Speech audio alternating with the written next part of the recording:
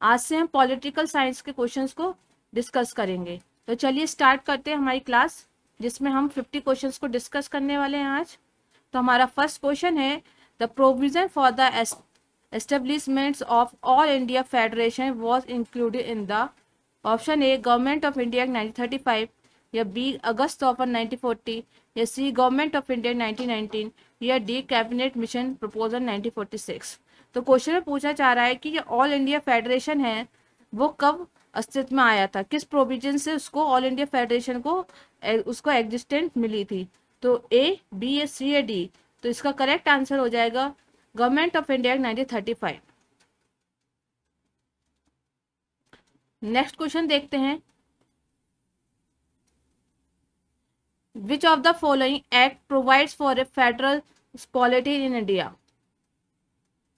A government of India 1999, या government of India act 1919, या सी government of India act 1935, या D government India independent act 1947। तो question में पूछना चाह रहा है कि किस एक्ट से फेडरल पॉलिटी इन इंडिया को प्रोवाइड किया गया था, मतलब कौन सा एक्ट है जिससे ये फेडरल पॉलिटी इन इंडिया में उसको प्रोवाइड किया गया है। तो इसका करेक्ट आंसर हो जाएगा आपका government of India 1935। All India federation भी 1935 से आया था, और फेडरल यहाँ पे फेडरल तो आप समझ सकते हैं ये गवर्नमेंट ऑफ इंडिया 1935 ही है। नेक्स्ट क्वेश्चन देखते हैं, constituent assembly of India was established on, संविधान सभा थी उसको कब अस्तित्व में लाया गया। ऑप्शन ए 10 जून 1946, या बी 26 नवंबर 1949, या सी 9 दिसंबर 1946, या डी 26 दिसंबर 1949। तो इसका सही ऑप्शन हो जाएगा हमारा सी, 9 दिसंबर 1946 को हमारा जो कॉन्स्टिट्यूशन असेंबली थी जिसको गठन किया गया था वो अस्तित्व में आया था। ठीक है, ये जो कॉन्स्टिट्यूशन असेंबली थी ये एक मल्टी पार्टी बॉडी थी। इसमें क्या कहते हैं, अलग अलग, क्योंकि मल्टी पार्टी थी इसमें कांग्रेस भी थे, कुछ इंडिपेंडेंट भी थे और मुस्लिम लीग भी थी। और इसको इनडायरेक्टली जो क्या थे हमारे स्टेट थे उस टाइम के जो प्रोविंस थे उसमें से मेंबर इनडायरेक्टली चूज किए गए थे। अब नेक्स्ट क्वेश्चन देखते हैं, हमारा question number 4, when was the first session of the constituent assembly held, मतलब जो संविधान सभा का जो फर्स्ट सेशन हुई थी, फर्स्ट मीटिंग हुई थी, वो कब गठित हुई थी, कब उसको फर्स्ट मीटिंग हुई थी। तो ऑप्शन है 10 जून 1946, या बी 19 नवंबर 1947, या डी 9 दिसंबर 1946, या डी 30 जून 1949। तो हमारी जो कॉन्स्टिट्यूशन असेंबली थी, अभी हम पीछे क्वेश्चन में डिस्कस कर चुके हैं कि उसका गठन हुआ था 9 दिसंबर 1946 को। तो हमारी जो फर्स्ट मीटिंग थी वो भी 9 दिसंबर 1946 को ही हुई थी। इसी के साथ हमारे जो ऑप्शन नंबर सी करेक्ट हो जाता है। और जो फर्स्ट मीटिंग हुई थी उसको किसने हेल्ड, उसके चेयरपर्सन कौन थे, उसके चेयरपर्सन थे डॉक्टर सचिदानंद सिन्हा। कौन, doctor Sachidanand Sinha. Question number 5 देखते हैं, in which meeting of the constituent assembly of India did Jawaharlal Nehru lead the objective resolution। Objective resolution को ही बाद में प्रियम्बल कहा गया है, मतलब हमारा जो प्रियम्बल बना था जो सबसे लास्ट में ऐड हुआ था कॉन्स्टिट्यूशन में, उसके जितने ही प्रोविजन है वो सारे ऑब्जेक्टिव रेजुलेशन से ही लिए गए हैं, या फिर हम कह सकते हैं objective resolution is equal to preamble. तो इसको किसने लेकर आए थे, जवाहरलाल नेहरू लेकर आए थे। अब क्वेश्चन में पूछ रहा है कि वो कौन सी मीटिंग थी जब ऑब्जेक्टिव रेजुलेशन को जवाहरलाल नेहरू के द्वारा पेश किया गया था, second meeting, third meeting, fourth meeting, या फिफ्थ मीटिंग। तो वो हमारी फिफ्थ मीटिंग थी। फिफ्थ मीटिंग में जवाहरलाल नेहरू ने ऑब्जेक्टिव रेजुलेशन को कॉन्स्टिट्यूशन असेंबली के सामने रखा था, जिसको प्रियम्बल भी बोला जाता है।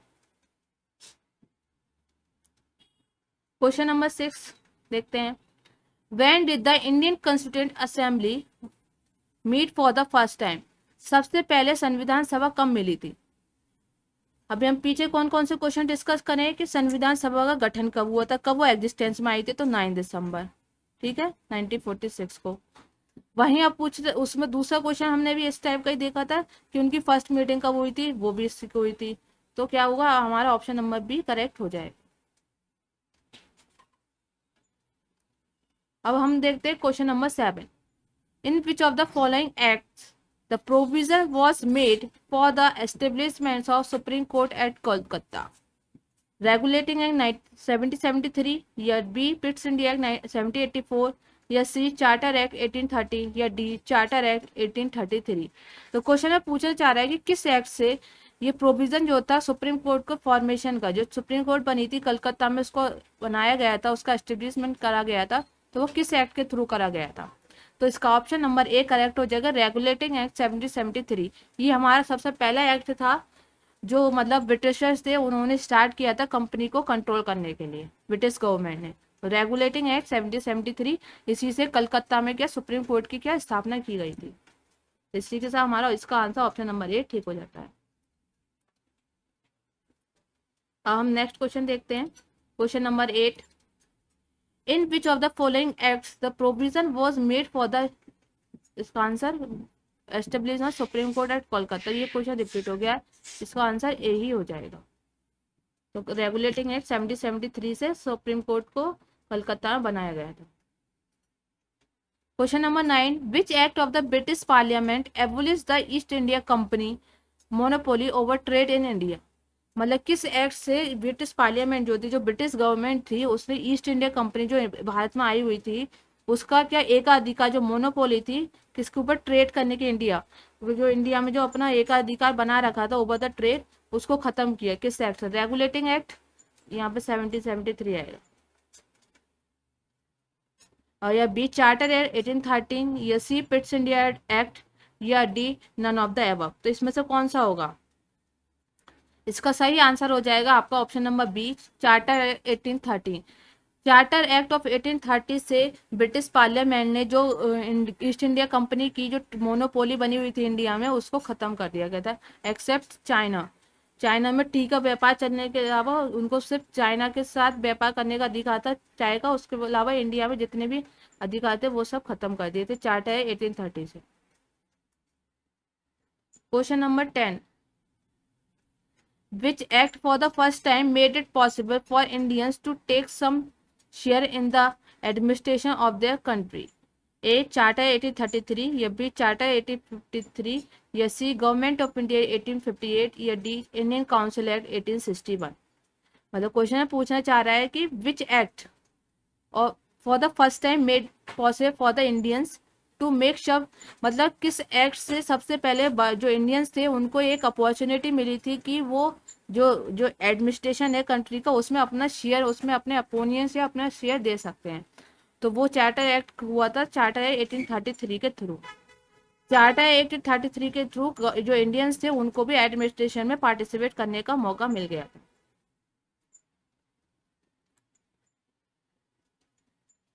हमारा 11 क्वेश्चन है, which of the following acts legislative council of India receive the power to discuss the budget.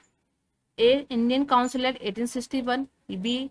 Indian council act 1892, C. Indian council act 1999, या फिर डी. Indian council act 1919। तो किस एक्ट के, किस इंडियन काउंसिल एक्ट के through जो legislative council थी और इंडिया की, उसमें बजट, इंडियंस को क्या था, बजट पे पावर मिल गई थी डिस्कस करने के लिए। तो इसका करेक्ट आंसर हो जाएगा हमारा बी, इंडियन काउंसिल एक्ट 1892। 1892 के through legislative council of India में जो था बजट में क्या पावर मिल गई थी कि हम जो बजट रिलीज होगा उसमें डिस्कस कर सकते हैं। अब बात करते हैं क्वेश्चन नंबर 12। क्वेश्चन नंबर 12 है, which of the following act provides for the communal representation in British India. Communal representation British India, जो मतलब ब्रिटिश इंडिया में जो कम्युनल रिप्रेजेंटेशन को प्रोवाइड कर दिया गया था किस एक्ट के थ्रू। कम्युनल रिप्रेजेंटेशन का मतलब हुआ सेपरेट इलेक्टोरल की बात हो रही थी। तो इंडियन काउंसिल एक्ट 1892, वो मिंटो मॉर्ले रिफॉर्म 1999, या Montagu Chelmsford reform 1919, government of India act 1935। तो किस एक्ट के थ्रू ये हुआ था, तो ये हो गया था 1990, जो गवर्नमेंट ऑफ इंडिया एक्ट था 1909, जिसको मिंटो मॉर्ले रिफॉर्म्स के नाम से भी जाना जाता है। तो इसका आंसर ये ठीक हो जाएगा कि 1909 से कम्युनल रिप्रेजेंटेशन को बात कर ब्रिटिश इंडिया ने करी थी। आप लोगों को ये दो चीज याद रखनी है कि कभी कभार पूछ लेता है गवर्नमेंट एक्ट 1909 और गवर्नमेंट ऑफ इंडिया एक्ट 1919। इनके अदर नेम भी पूछ लेता है, तो आपको याद रखना है जो 1909 है उसका अदर नेम है मिंटो मोले रिफॉर्म, और वही 1919 की बात करें तो उसका नाम है मॉन्टेग्यू चेम्सफोर्ड रिफॉर्म। तो ये आपको याद रखना है। अब बात करते हैं हमारे नेक्स्ट क्वेश्चन की। The act of 1909 was associated with, मतलब ये एक्ट जो है अभी हम पढ़ चुके 1909 मिंटो मॉले वाला एक्ट जो है वो किससे जुड़ा हुआ है? इंट्रोडक्शन ऑफ सेपरेट इलेक्ट्रोड, या डिसेंट्रलाइजेशन, या सी डायरकी, या डी लेजिस्लेटिव काउंसिल। तो हम अभी पीछे देख चुके हैं, ये रिलेटेड कम्युनल रिप्रेजेंटेशन से। ठीक है, कम्युनल रिप्रेजेंटेशन का मतलब सेपरेट इलेक्ट्रोड। तो हमारा ऑप्शन नंबर इसके साथ ए ठीक हो जाता है। अब बात करते हैं हमारे नेक्स्ट क्वेश्चन की। नेक्स्ट क्वेश्चन है हमारा, the Indian first time why was legislative sorry the Indian first time why was legislature made by cameral for the, मतलब किस एक्ट के थ्रू जो इंडिया लेजिस्लेचर में बाई कैमरल एस्टेब्लिश हो गया था? तो इंडियन काउंसिल है 1892, Indian council act of 1909, government of India 1919, ये गवर्नमेंट ऑफ इंडिया 1935। तो इसका ठीक आंसर हो जाएगा हमारा government of India 1919, Montagu Chelmsford reform के थ्रू जो बाइकैमरल जो था लेजिस्लेचर वो फर्स्ट पहली बार स्टार्ट हो गया था इंडियन इसमें।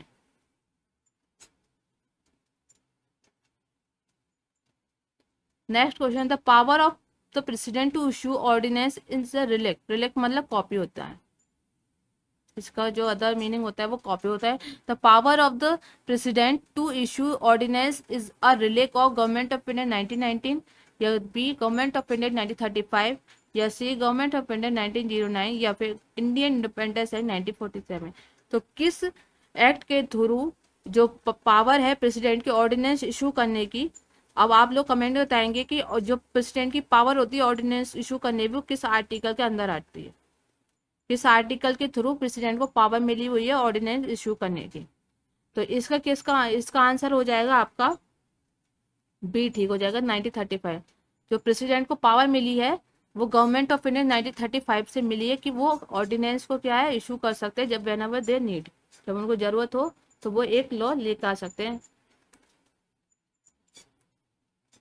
नेक्स्ट क्वेश्चन देखते हैं, which of the following acts introduce the principle of constitutional autocracy? किस एक्ट के through principle of constitutional autocracy को इंट्रोड्यूस किया गया था?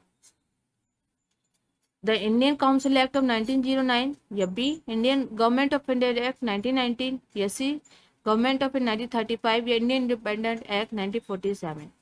तो इसका हमारा करेक्ट आंसर हो जाएगा सी गवर्नमेंट ऑफ इंडिया 1935 के through principle of constitution autocracy को इंट्रोड्यूस किया गया था। नेक्स्ट क्वेश्चन देखते हैं 17 question, the distribution of power between the centre and the states as in the constitution of India is based on which of the following plans? मतलब जो division हुआ है पावर का सेंटर और स्टेट के बीच में कॉन्स्टिट्यूशन ऑफ इंडिया वो किस प्लान के ऊपर बेस्ड था? तो किस एक्ट के थ्रू डिवीजन हुआ था कि ये कुछ इतने सब्जेक्ट पर स्टेट बात कर सकती है, इतने सब्जेक्ट पर उनके पावर का डिवीजन हो गया था? तो ए मॉले मिंटो रिफॉर्म 1909, मॉन्टेग्यू चेम्सफोर्ड 1990, या गवर्नमेंट ऑफ 1935, या इंडियन इंडिपेंडेंट एक्ट 1947। तो इसका ठीक आंसर हो जाएगा government of India act 1935। Option number C इसका करेक्ट हो जाएगा। 18 क्वेश्चन है हमारा, who gave the idea of constituent assembly firstly for the formation of constitution for India? Swaraj party 1934, Congress party 1936, Muslim League 1942, या डी ऑल पार्टी कॉन्फ्रेंस 1946। तो सबसे पहले कॉन्स्टिट्यूशन असेंबली यानी संविधान सभा को बनाने की फॉर्मेशन के लिए किसने आइडिया दिया था कि हमें एक संविधान सभा का गठन करना चाहिए कॉन्स्टिट्यूशन बनाने के लिए? तो सबसे पहले आइडिया दिया था 1934 में स्वराज पार्टी ने। स्वराज पार्टी की एक जो मीटिंग हो रही थी रांची में आईएनसी की कॉन्फ्रेंस हो रही, तो उसके टाइम स्वराज पार्टी ने ये आइडिया दिया था सबसे पहले। इसी का ऑप्शन नंबर ए हमारा 18 का ठीक हो जाता है।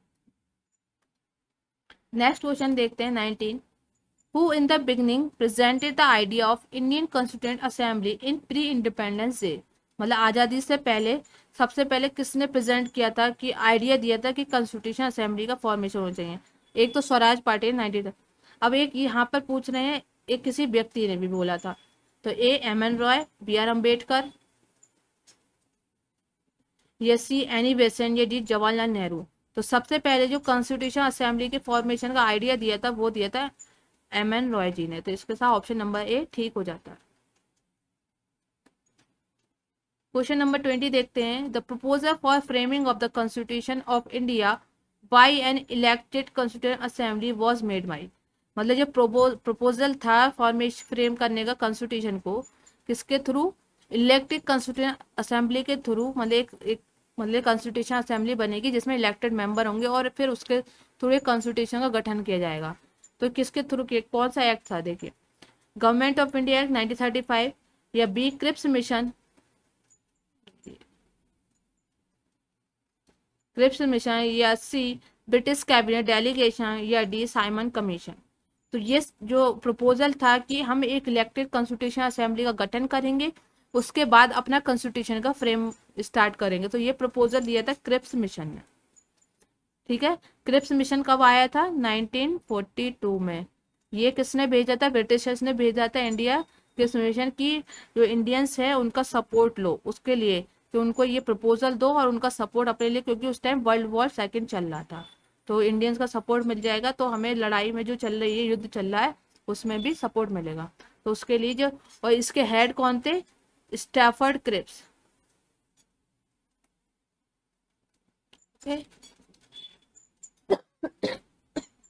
सॉरी। नेक्स्ट क्वेश्चन देखते हैं। Question number 21। Who in the beginning presented the idea of Indian Constituent Assembly in pre-independence day? इसका आंसर एम एन रॉय हो जाएगा, ये हम ऑलरेडी डिस्कस कर चुके हैं। Question number 22। Who among the following person was not a member of the cabinet mission? देखिए, पूछ रहे हैं कि इन जो ऑप्शन दे रखे ए बी सी डी, इसमें ये कैबिनेट मिशन के मेंबर्स का नेम है। तो इसमें क्वेश्चन में पूछा है कि इनमें से कौन सा नहीं है। तो पहले सबसे पहले हम बात कर लेते हैं कैबिनेट मिशन की। कैबिनेट मिशन 1946 में लाया गया। ठीक है, और इसी में इसके 3 हेड थे, इसके 3 मेंबर थे, Stafford Cripps, Lord Pethick Lawrence, और ये एपी अलेक्जेंडर। तो इसके साथ क्या पता चलता है, ये तीनों इसके मेंबर थे, AP Alexander, Stafford Cripps, Lord Pethick Lawrence. William Wood इसका आंसर ठीक हो जाएगा क्योंकि ये इसके मेंबर नहीं थे। और कैबिनेट मिशन प्लान कब आया था इंडिया में? 1946 में आया था। कैबिनेट मिशन प्लान पे ही हमारे जो कॉन्स्टिट्यूशन असेंबली थी उसके जो कितने मेंबर्स होंगे, कितना रिप्रेजेंटेशन कहाँ से होगा, वो उस पर ही बेस्ड है। चलिए नेक्स्ट क्वेश्चन देखते हैं। Who of the following was not the member of the interim national government formed in August 1946? मतलब एक एंट्रीम गवर्नमेंट बनाई गई थी कॉन्स्टिट्यूशन की जब तैयार नहीं हुआ था गवर्नमेंट, एक कुछ समय के लिए एक एंट्रीम गवर्नमेंट बनाई गई थी। तो उसमें पूछे में से कौन मेंबर नहीं थे? सी राजगोपालाचारी, डॉक्टर एस राधाकृष्णन, या सी डॉक्टर राजेंद्र प्रसाद, या डी जगजीवन राम। तो इसका सही आंसर हो जाएगा option number B. Option number B इसका ठीक हो जाएगा। डॉक्टर एस राधाकृष्णन इसके मेंबर नहीं थे, राजगोपालाचारी भी थे, जगजीवन ये लेबर मिनिस्टर थे उस टाइम, और ये एग्रीकल्चर मिनिस्टर थे राजेंद्र प्रसाद, और राजगोपालाचारी शायद एजुकेशन मिनिस्टर थे, शायद नहीं कंफर्म में। राजगोपालाचारी एजुकेशन मिनिस्टर थे, और Rajendra Prasad agriculture labour minister थे, और जगजीवन राम जो थे लेबर मिनिस्टर थे। ठीक है, एंट्रीम गवर्नमेंट में जो मिनिस्ट्री दी गई थी उनको ये सौंपी गई थी। आइए क्वेश्चन नंबर 24 देखते हैं अब। The first interim national government was announced on. मतलब पहली जो एंट्रीम नेशनल गवर्नमेंट बनाई गई थी वो कब अनाउंस की गई थी? तो इसका ए 24 अगस्त 1946, 22 अगस्त 1946, 25 अगस्त 1946, या सी 23 अगस्त 1946। तो कब बनाई गई थी फर्स्ट? तो ये इसका गठन हुआ था 24 अगस्त 1946 को। फिर इसको दोबारा कुछ अमेंडमेंट करके 2 सितंबर में भी 1946 को कंप्लीटली ये क्या होती, अब ना फोर्स में आ गई थी। गठन हुआ था 24 अगस्त 1986 में, और जो बोल सकते जो फोर्स में आई थी 22 सितंबर 1946 में। 25 क्वेश्चन देखते हैं। How were the members of the constituent assembly elected? ये संविधान सभा के जो मेंबर थे उनको कैसे गठन किया गया, डायरेक्टली इनडायरेक्टली कैसे किया गया, देखते हैं। Directly by the public, nominated by the Congress, या नॉमिनेटेड बाय इंडियन रूलर, या बाय प्रोविंस असेंबली। देखिए जो कॉन्स्टिट्यूशन असेंबली जब की बनाने की जब बात चल रही थी तो उसमें कहा था कि हम डायरेक्टली इलेक्टेड करेंगे, लेकिन ऐसा पॉसिबल नहीं हो पाया था क्योंकि ये बहुत लॉन्ग प्रोसेस था। उस टाइम हमारी सिचुएशन इतनी अच्छी नहीं थी कि हम डायरेक्ट इलेक्शन कराएं। तो ये जो कॉन्स्टिट्यूशन असेंबली जो इलेक्टेड हुए थे उसमें मेंबर थे वो इनडायरेक्टली आए थे प्रोविंस असेंबली से। कैसे आए थे? इनडायरेक्टली। और जो हमारी कॉन्स्टिट्यूशन असेंबली कैसी बॉडी थी? Multi party. और इसमें 8 मेजर पार्टी थी, ये आपको याद रखना। जो मेन वर्क था 8 मेजर पार्टी का था, बाकी सब बहुत सारी थी माइनर पार्टीज।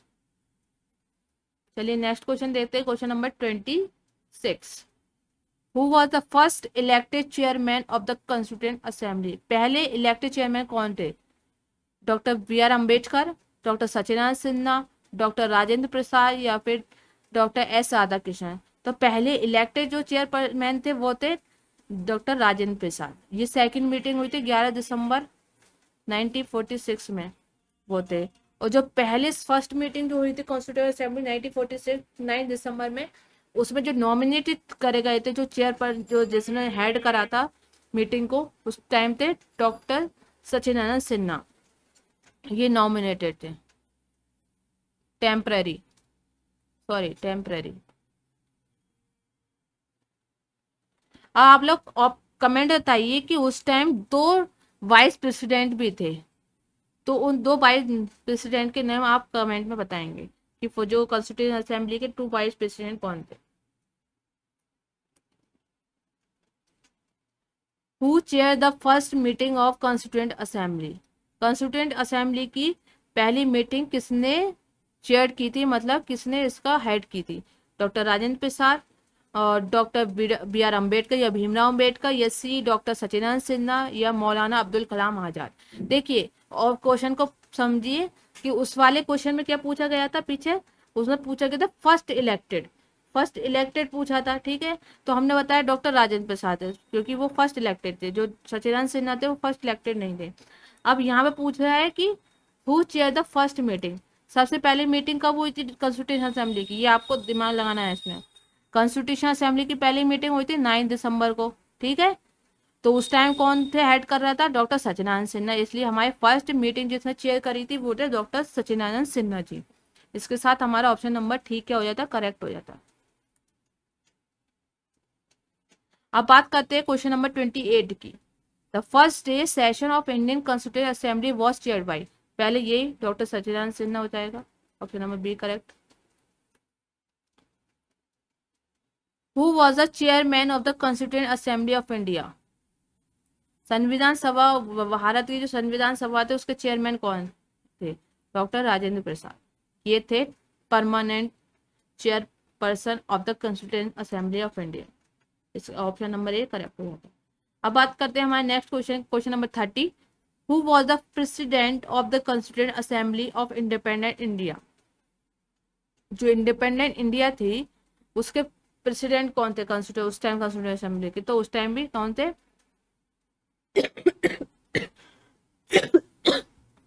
सॉरी। तो who was the president of the constituent assembly of independent India? तो इसका हो जाएगा आपके B, doctor Rajendra Prasad. Who was the first nominated deputy chairman of the constituent assembly? Deputy chairman कौन थे कॉन्स्टिट्यूएंट असेंबली के? T Krishnamachari, B Krishnamachari, S C Mukherjee, और Frank Antony. तो इसका ऑप्शन नंबर डी ठीक हो जाएगा। फ्रैंक एंटनी जो थे पहले नॉमिनेटेड डिप्टी चेयरमैन थे। इन्होंने ऑल इंडिया एक फेडरेशन थी उसकी स्थापना भी करी थी फ्रैंक एंटनी ने, ठीक है। ये थे first nominated chair man of the constituent assembly. इसको छोड़िए, ये थोड़ा कंफ्यूजिंग है। आप बस इतना याद रखिए कि डिप्टी चेयरमैन जो होते कॉन्स्टिट्यूएंट असेंबली के वो थे Frank Antony. Option number D correct हो जाएगा। नेक्स्ट क्वेश्चन देखते हैं। Constituent assembly of India was established on, जो संविधान सभा थी वो कब स्थित में आई थी? तो 9 दिसंबर 1940 से। ऑप्शन नंबर 20 का करेक्ट हो जाता है। How much time the constituent assembly took to frame the constitution of India, जो संविधान सभा थी उसको संविधान बनाने के लिए कितना समय लगा था? 2 साल 11 महीने 18 दिन, या 2 साल 7 महीने 23 दिन, 3 साल 4 महीने 14 दिन, 3 years 11 days 5 days। तो इनको जो एग्जैक्ट टाइम लगा था वो 2 years 11 months 18 days। Option number A हमारा करेक्ट हो जाता है। 2 साल 11 महीने 18 दिन इनको लगे थे। तो आप लोग कैसे याद करिए? 2 साल तो आपको याद रखना पड़ेगा। जो ऐसे याद रखें ना, दिन क्या है, मंथ बड़ा होता है और दिन उसे छोटे होते हैं, उसके अंदर आते हैं, तो वो ज्यादा है और ये कम है। तो 2 साल 11 महीने 18 दिन लग गए थे। Question number 34। Constituent assembly of India was establish on 9 December 1946। Option number B correct हो जाता है। ये क्वेश्चन काफी बार आया है एग्जाम में। The idea of the preamble has been borrowed in Indian constitution from the constitution of, मतलब जो आइडिया जो है प्रेम्बल का, हम इंडियन कॉन्स्टिट्यूशन में कहाँ से बोरो किया गया, किस कॉन्स्टिट्यूशन से बोरो किया? Italy, Canada, France, USA. तो जो प्रेम्बल का आइडिया जो लिया गया है वो यूएसए के कॉन्स्टिट्यूशन से लिया गया है। इसके साथ ऑप्शन नंबर डी करेक्ट हो जाता है। Question number 36। In Indian political system में which one is supreme, Bharat जो इंडियन पॉलिटिकल सिस्टम है उसमें सबसे ऊपर किसको रखा जाता है? सुप्रीम कोर्ट को, कॉन्स्टिट्यूशन को, पार्लियामेंट को, या रिलीजन को? तो हमारे यहाँ जो पॉलिटिकल सिस्टम है उसमें हम सबसे ऊपर रखते हैं कॉन्स्टिट्यूशन को, कि जितने भी लॉज बनाए जाएंगे, कुछ कोई भी एक्ट्स वगैरह लॉज वगैरह आएंगे, तो पहले वो उसमें कॉन्स्टिट्यूशन के ये देखा जाएगा कि वो कॉन्स्टिट्यूशन का एवोल्यूशन तो नहीं कर रहा है, इस क्योंकि हमने कोई कॉन्स्टिट्यूशन को सबसे ऊपर माना है। ऑप्शन नंबर बी करेक्ट हो जाएगा। Question number 37। The concept of judicial review in India has been adopted from the constitution of, जो जुडिशियल रिव्यू का कॉन्सेप्ट है वो हमने किस कॉन्स्टिट्यूशन से लिया है? यूके, यूएसए, यूएसएसआर, या ऑस्ट्रेलिया? तो ये हमने लिया है यूएसए से। ऑप्शन नंबर बी करेक्ट हो जाता है। Concurrent list included in Indian constitution given by, ये किस कॉन्स्टिट्यूशन से लिए, कहाँ का आइडिया है ये? सोवियत यूनियन यानी कि यूएसएसआर, या रशिया, ऑस्ट्रेलिया, इटली, या कनाडा? तो ये कंकरेंट लिस्ट का जो आइडिया लिया है वो हमने ऑस्ट्रेलिया से लिया। ऑप्शन नंबर बी करेक्ट हो जाता है। Question number 39। There were originally how many article in the constitution of India, मतलब ओरिजिनली कितने आर्टिकल थे जब हमारा संविधान तैयार हुआ था, उस टाइम कितने आर्टिकल थे? 420, 395, 380, या 270? तो ओरिजिनल जो आर्टिकल थे वो 395 थे। आज के टाइम में 400+ आर्टिकल्स हैं और जो ओरिजिनल थे 395। Next question. How many parts, articles, schedules were in the original Indian constitution? तो अभी ओरिजिनल इंडियन कॉन्स्टिट्यूशन में कितने आर्टिकल थे हम देखते हैं 395। और कितने पार्ट्स थे? 22। और कितने शेड्यूल्स थे उस टाइम? 8। और आज कितने हैं? आज हैं 25 पार्ट्स हैं, 400+ आर्टिकल्स हैं, और 12 क्या है? शेड्यूल्स हैं। तो ऑप्शन नंबर इसके साथ क्या हो जाता है? 22 पार्ट। ए ऑप्शन ठीक हो जाता है। और आपका पूछे तो हम इसमें 25 पार्ट्स आएंगे। Next question. Special provision regarding financial bill is given under article 117, 119, 121, या 123? तो फाइनेंशियल बिल से जो स्पेशल जो है फाइनेंशियल बिल वो किस आर्टिकल के अंदर आता है? वो आर्टिकल 117 के अंदर आता है। इसमें क्या हो जाएगा? 117। ऑप्शन नंबर ए करेक्ट हो जाएगा। अब आप लोग कमेंट में बताइए मनी बिल किसके अंदर आता है? आर्टिकल के अंदर आता है मनी बिल। और बजट, बजट किस आर्टिकल के अंदर आता है? और बजट को क्योंकि कॉन्स्टिट्यूशन में इसका नाम बजट नहीं है, एनुअल फाइनेंस स्टेटमेंट बोलते हैं उसको।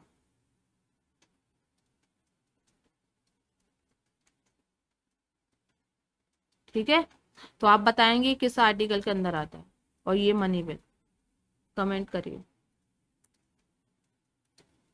Question number 42, which of one of the following articles of the Indian constitution provides for all India services. All India service किस आर्टिकल के अंदर आती है? 310, 311, 312, 313, तो ये आता है 312 के अंदर। ऑल इंडिया सर्विस है 312 के अंदर। Next question, economic plan is included in which list of constitution. मतलब इंडियन कॉन्स्टिट्यूशन के ऊपर 3 लिस्ट है, स्टेट लिस्ट, यूनियन लिस्ट और एक कंकरेंट लिस्ट है। तो ये पूछ रहे हैं जो इकोनॉमिक प्लानिंग है वो किस लिस्ट के अंदर आती है? इकोनॉमिक प्लानिंग यूनियन लिस्ट के अंदर आती है, या फिर स्टेट लिस्ट के, या कंकरेंट लिस्ट, या स्पेशल लिस्ट? तो ये आती है स्टेट लिस्ट के अंदर। ऑप्शन नंबर बी करेक्ट हो जाएगा। Education which was initially state subject was transfer to the concurrent list by the. तो कह रहे हैं कि जो एजुकेशन वाला जो पार्ट सब्जेक्ट था वो पहले कंकरेंट लिस्ट, स्टेट लिस्ट के अंदर आता था। ठीक है, किसके अंदर आता था? स्टेट सब्जेक्ट के अंदर। लेकिन इसको ट्रांसफर कर दिया गया कंकरेंट लिस्ट में। कंकरेंट लिस्ट हमने कहाँ से ली है? ये आइडिया लिया है ऑस्ट्रेलिया से। ठीक है, पीछे डिस्कस कर देंगे। तो ये किस अमेंडमेंट के थ्रू, किस कॉन्स्टिट्यूशन अमेंडमेंट के थ्रू इसको स्टेट लिस्ट से कंकरेंट लिस्ट में ट्रांसफर कर दिया गया? कौन सा आर्टिकल? 24 अमेंडमेंट है, 42 अमेंडमेंट है, 25 अमेंडमेंट है, या फिर 44 अमेंडमेंट है? तो ये कर दिया गया था 42 अमेंडमेंट के थ्रू एजुकेशन को स्टेट सब्जेक्ट से कंकरेंट सब्जेक्ट्स में ट्रांसफर कर दिया गया था।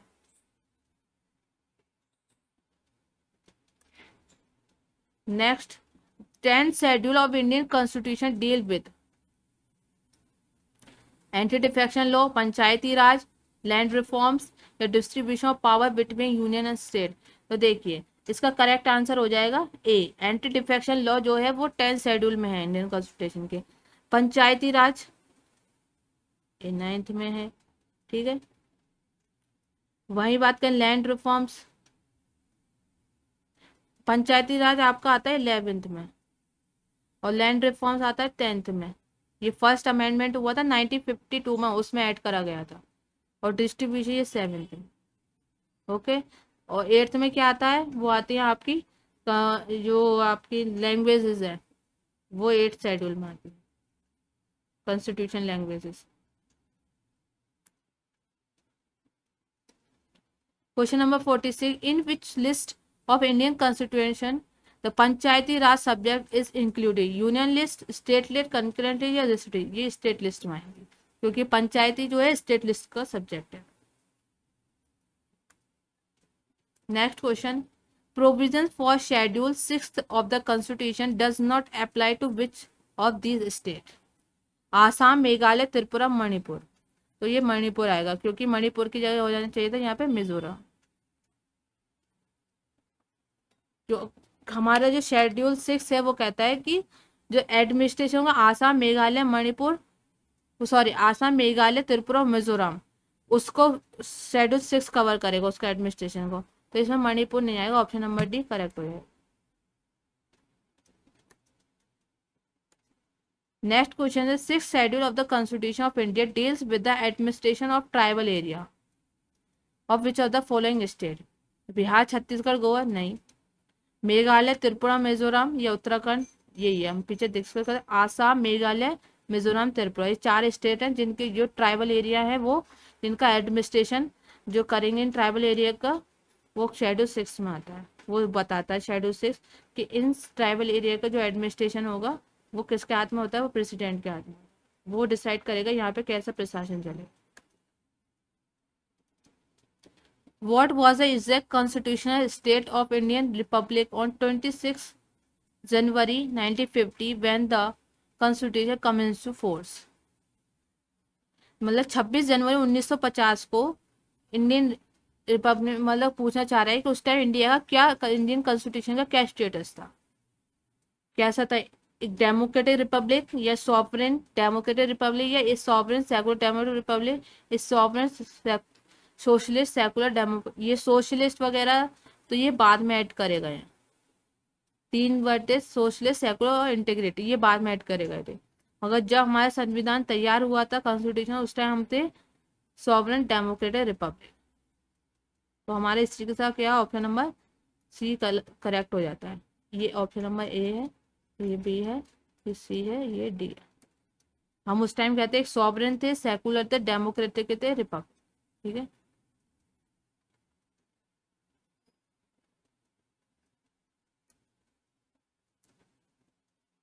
हम्म। अब ये हमारी आज की क्लास का नेक्स्ट लास्ट क्वेश्चन है। The term socialist is was brought in to the preamble of Indian constitution by which amendment. मतलब जो सोशलिस्ट वर्ड है वो प्रेम्बल में किस अमेंडमेंट के थ्रू इंट्रोड्यूस किया गया था? 32, 42, 44 या 74? तो ये ऐड किया गया था हमारे 42nd अमेंडमेंट के थ्रू। इंटीग्रिटी भी इसी में ऐड करा गया था। आज की क्लास यहीं पे खत्म होती है। अब हम नेक्स्ट 50 क्वेश्चन के साथ नेक्स्ट क्लास में आपसे डिस्कस करेंगे।